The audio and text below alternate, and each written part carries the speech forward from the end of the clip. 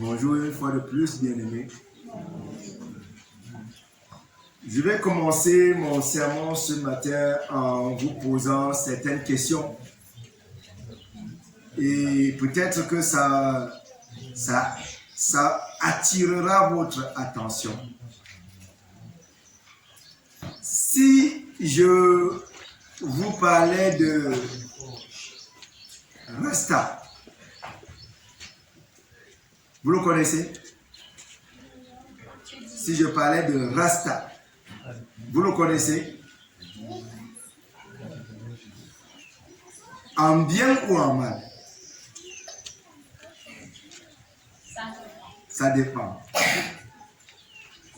Donc ça dépend. Si je vous parlais de Justin Trudeau, vous le connaissez?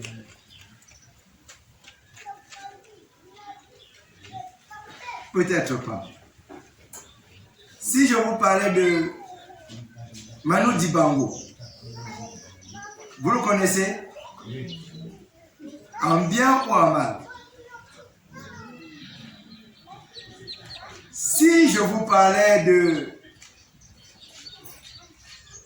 Bill Clinton, vous le connaissez? En bien ou en mal? En réalité, ce matin, j'ai envie que nous abordions un sujet, celui de la réputation. Quelle est votre réputation? Comment est-ce qu'on vous connaît? Comment est-ce qu'on te connaît? Est-ce qu'on te connaît? Mais comment est-ce qu'on te connaît? Ouvrons nos Bibles aujourd'hui. Nous allons lire deux textes dans la Bible pour parler de ce sujet. Le premier texte se trouve dans le livre de Ecclésiaste. Ecclésiaste, le chapitre 7.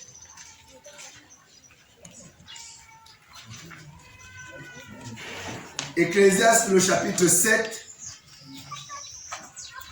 le verset 1a. Et nous allons également lire dans Proverbes, le chapitre 22, le verset 1a également.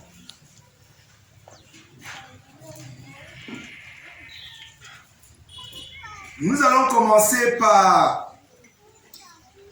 Ecclésiaste, le chapitre 7, le verset 1a.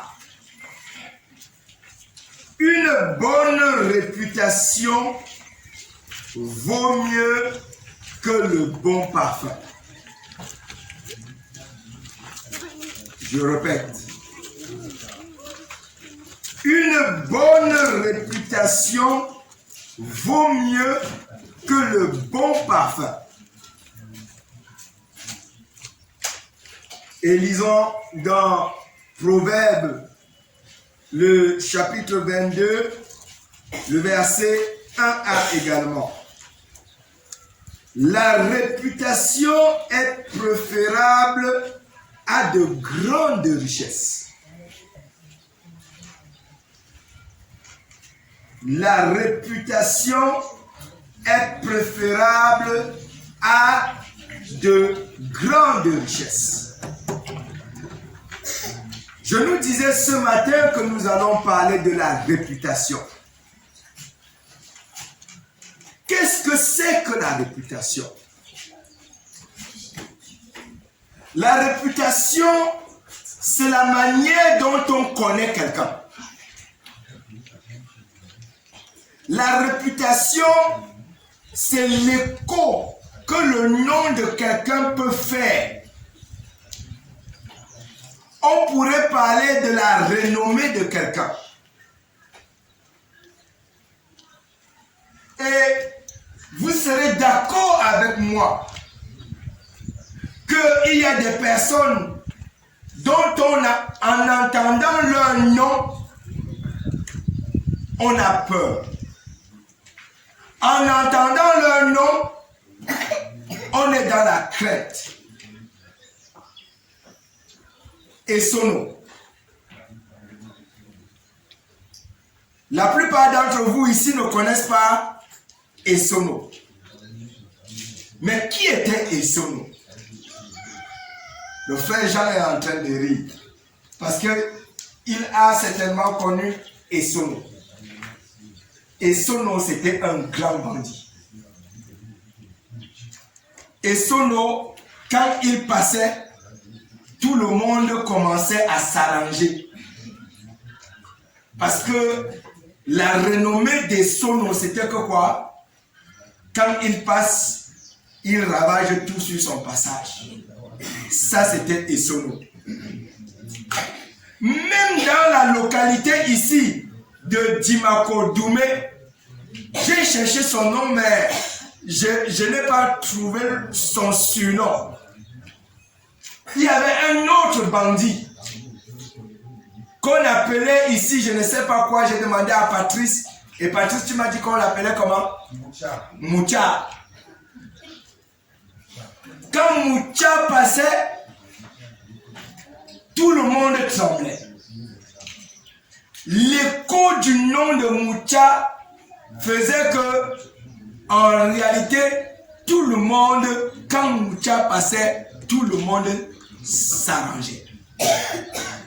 Mais pourquoi est-ce que cela se passait ainsi avec Moucha? Parce que Moucha s'était formé une réputation. Mais la réputation de Moucha, au lieu d'être une bonne réputation, sa réputation était comment? Mauvaise. Tout le monde avait peur de lui. Tout le monde était sur ses gardes lorsque Moucha passait. Alors, laissons Moucha, laissons Esono et parlons un peu de nous. Parlons un peu de toi, parlons de moi. Quelle est ta réputation? Quelle est votre réputation?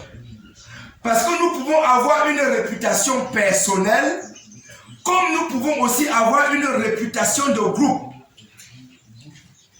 On peut avoir une réputation de groupe. Par exemple, quand vous arrivez à Yaoundé, vous arrivez à Nkondongo, on va vous dire que les gars de Nkondongo se comportent tous d'une certaine manière.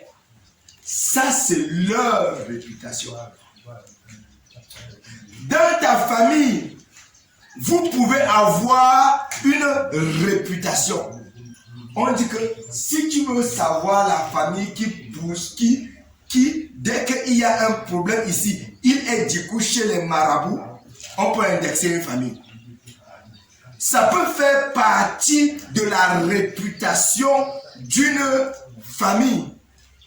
Ou bien il peut avoir une famille où on sait que quoi? Si on connaît les prostituées, si on connaît ceux qui sont dans la débauche, on peut indexer une famille. Donc, je veux tout simplement dire que quoi? Que ce soit individuellement, que ce soit collectivement, vous pouvez vous former une réputation. Est-ce que la réputation est importante? Est-ce que la manière dont on parle de vous est importante? Est-ce que la manière dont on vous voit est importante? Oui, la manière dont on vous voit est importante. Commençons par le texte de Proverbe que nous avons lu. Proverbe 22. Il dit ceci.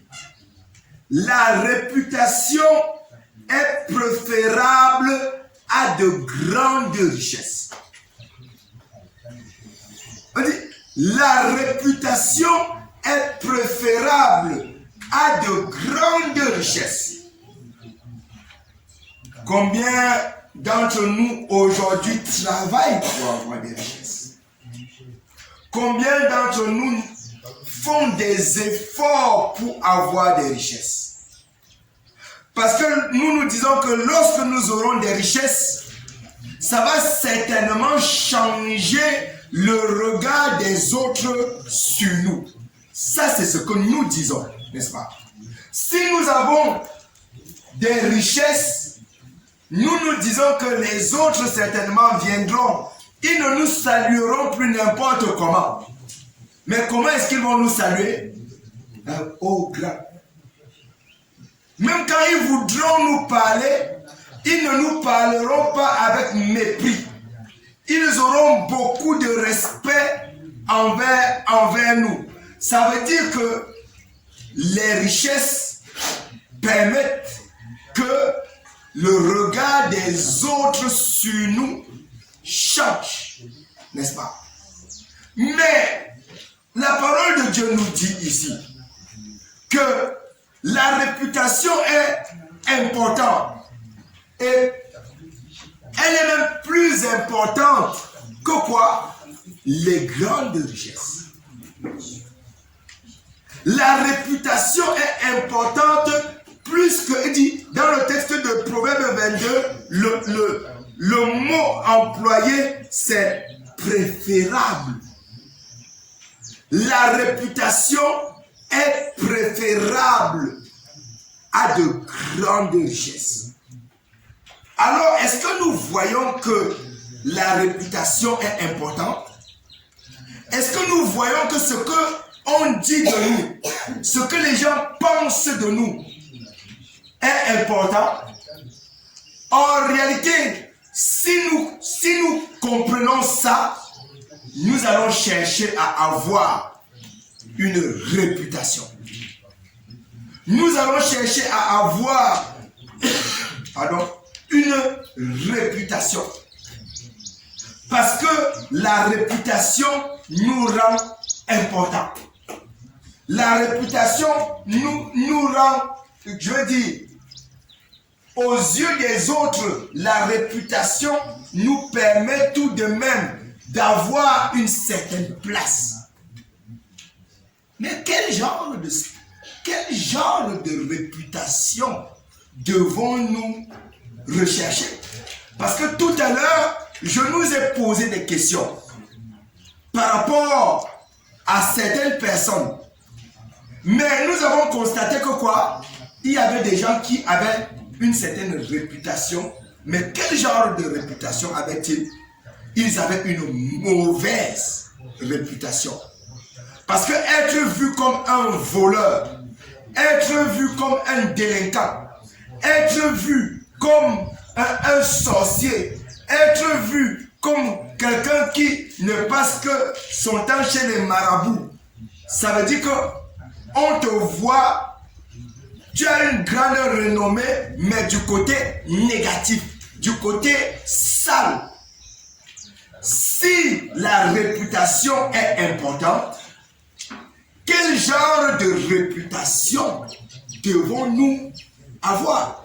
Quel genre de réputation est-ce que tu dois avoir?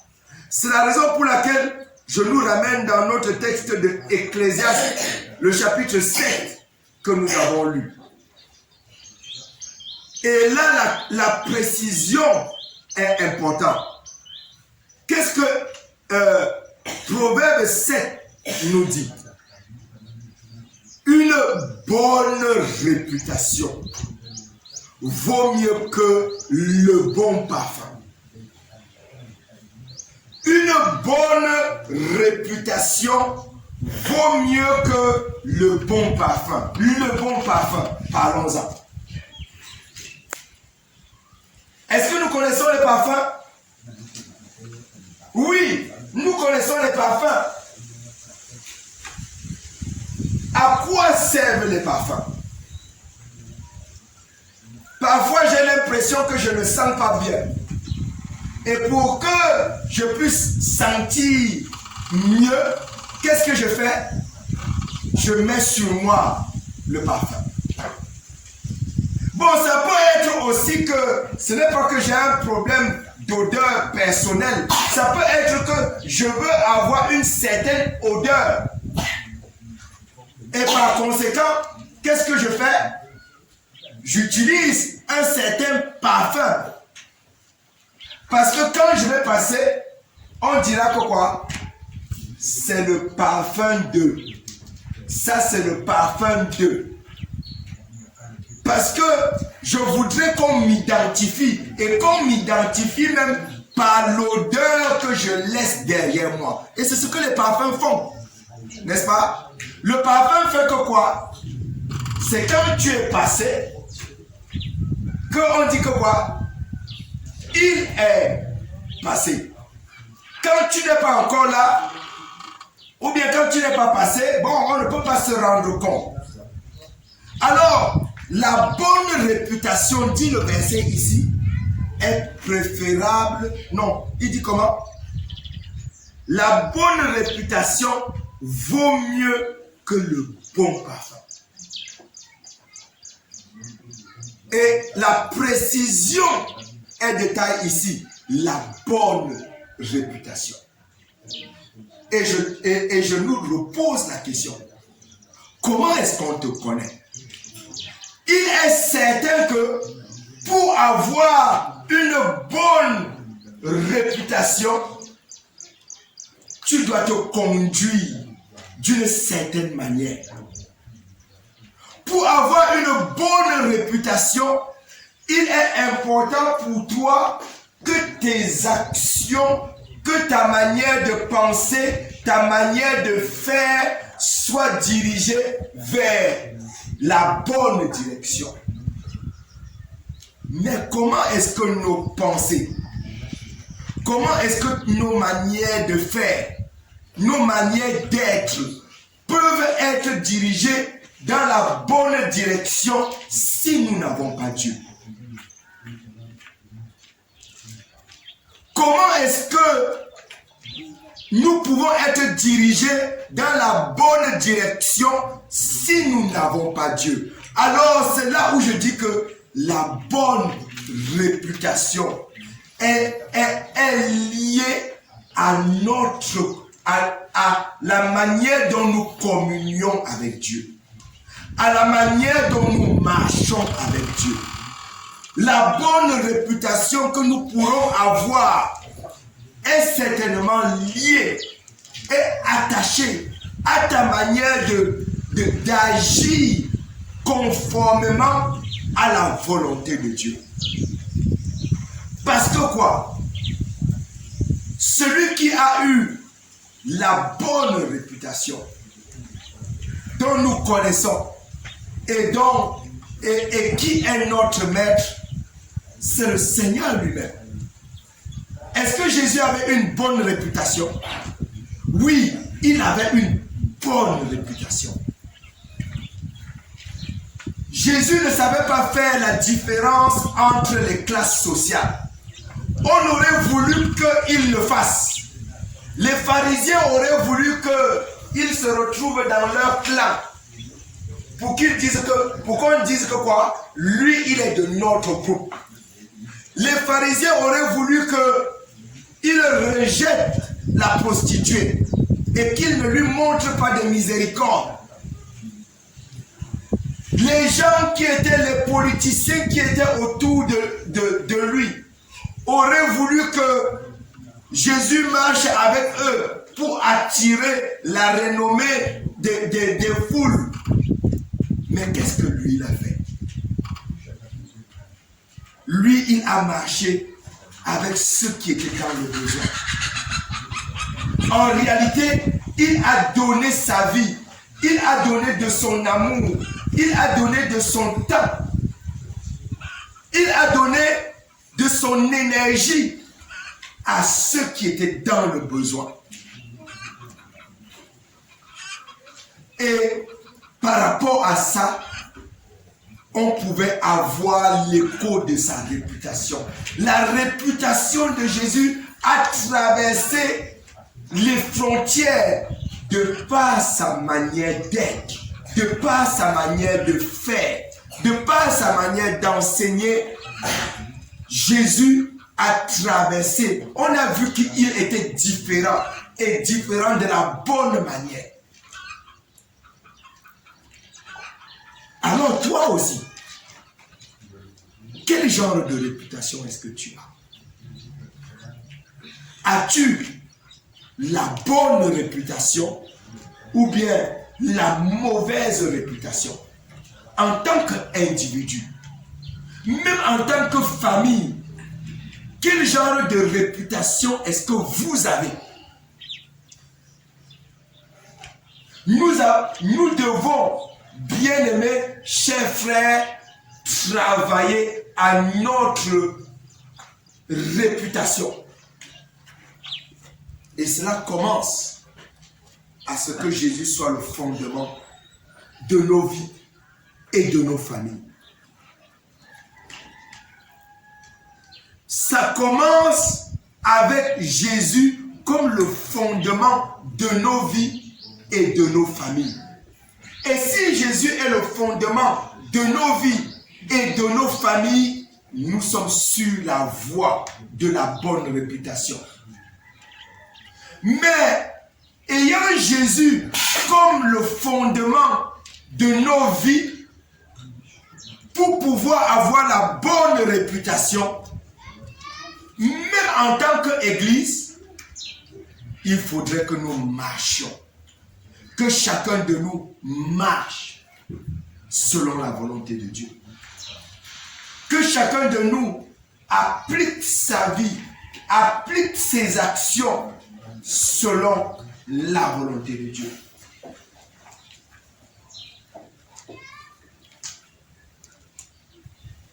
Quel genre de réputation est-ce que tu as? Est-ce que tu as une certaine réputation? Oui. Que tu le veuilles ou non, quand tu passes, tu laisses un certain parfum. Je dis que tu le veuilles ou non, quand tu passes, tu laisses un certain parfum. Et le parfum que tu laisses dépend de la manière dont chaque jour tu poses tes actions. Cela dépend de la manière dont chaque jour tu te comportes. Cela dépend de la manière dont chaque jour tu parles. Il y a des familles ou bien des personnes qu'on dit que si tu veux quelqu'un pour gueuler, il n'y a pas deux personnes qui plus que telle personne. Parce que si la personne se met, comme on dit ici chez nous, si la personne là met sa bouche sur toi, tu vas seulement entrer dans le trou. Il y a des personnes parmi nous dont nous connaissons que ça c'est leur réputation. Parce que ces personnes-là ont agi de cette manière-là, pas une fois, pas deux fois. Nous connaissons que c'est comme ça que ces personnes-là agissent. Alors je te pose aussi la question, quel genre d'action est-ce que tu poses? Quel genre de parfum est-ce que tu laisses derrière toi quand tu passes? Parce que nous le voulions ou pas, nous sommes faits pour vivre en communauté. Que tu le veuilles ou pas, ce que tu vas faire peut apporter des bons commentaires ou bien des mauvais commentaires. Mais je préférerais qu'on parle de moi faussement. Je préférerais qu'on me calomnie alors que ce n'est pas ça. Mais si c'est ce que tu es, en réalité, si tu dis que tu es chrétien, tu devrais te corriger. Parce que la parole de Dieu nous dit que on reconnaîtra ceux qui sont siens. On reconnaîtra ses disciples par leurs fruits. Quels sont tes fruits? Quel genre de fruits est-ce que tu laisses derrière toi? Ou cela t'importe peu? Si cela t'importe peu, c'est que tu n'as pas compris le conseil de la Bible. Cela devrait t'importer parce que la réputation, quand même, a de l'importance. Mais surtout, la bonne réputation. La bonne réputation est encore mieux pour toi. Je voudrais te laisser avec cette question. Comment est-ce qu'on te connaît? Que ce soit dans ta famille, comment tes frères et tes sœurs te connaissent? En tant que chrétien, bien évidemment. En tant que parent, comment est-ce que tes enfants te connaissent? En tant qu'époux ou épouse, comment est-ce qu'on te connaît? En tant qu'habitant de Kampala, comment est-ce qu'on te connaît? On te connaît comment? Comment est-ce qu'on te connaît? Et si tu réalises qu'on te connaît de la mauvaise manière, il n'est pas tard pour toi. Tu peux encore rectifier le tir. Mais si on te connaît de la bonne manière, je t'encourage à aller de mieux en mieux. Je t'encourage à ne pas rester là où tu es. Je t'encourage à avancer. Parce que c'est au ciel que nous serons parfaits. Ici, ce n'est pas le cas encore pour chacun de nous. Nous devons encore aller de l'avant. Que le Seigneur nous permette, pour ceux qui sont autour de nous connaître comme étant de bonnes personnes.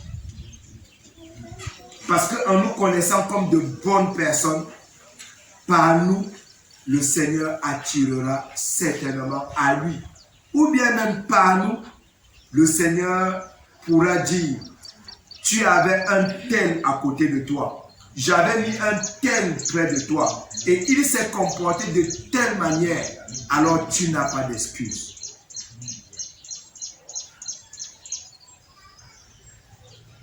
Parce que ce jour-là viendra.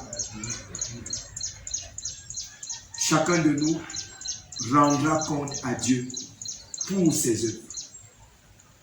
Chacun de nous rendra compte à Dieu pour sa manière d'avoir marché au-devant de lui. Que le Seigneur nous aide dans ce sens-là.